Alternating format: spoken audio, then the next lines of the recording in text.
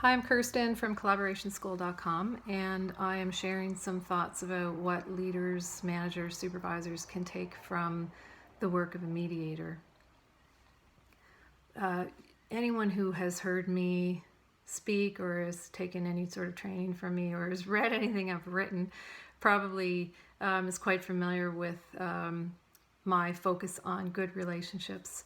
It's the foundation of everything that I do. So as a mediator, I am I think I'm a facilitator of good relationships because I actually think that they are the foundation for good solutions.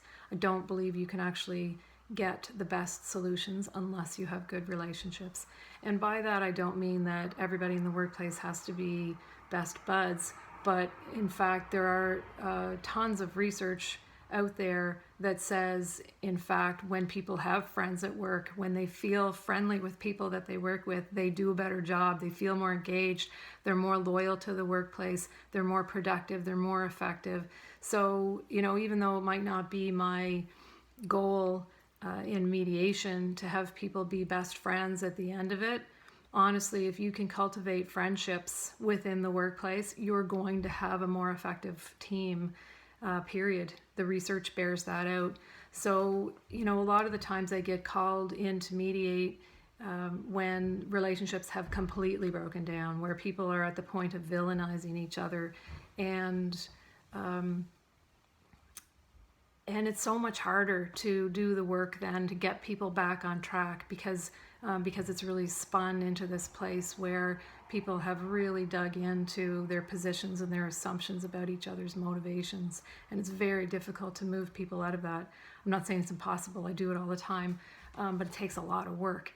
And so, my top tip for conflict resolution is conflict prevention, and my top tip for conflict prevention is sit down and do the work to create good relationships, and part of that is getting on the same page about how you want to work together.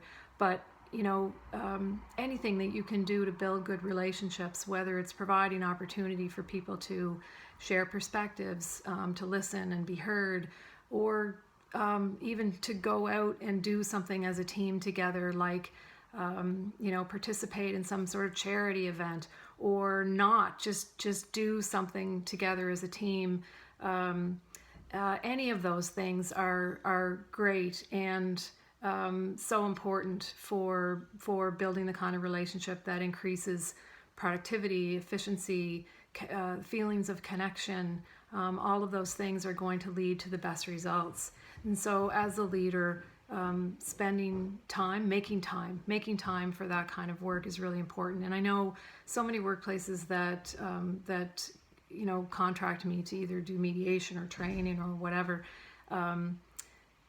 Everybody's so busy, we have so much work, and everybody's expected to do more with less, and and these are times where that's never been more true. And so finding the time to spend on something that's not technically part of your deliverable, i.e. building good relationships or nurturing relationships, sometimes it can be hard to do, or sometimes people they don't write it into the schedule. You do need to write it into the schedule.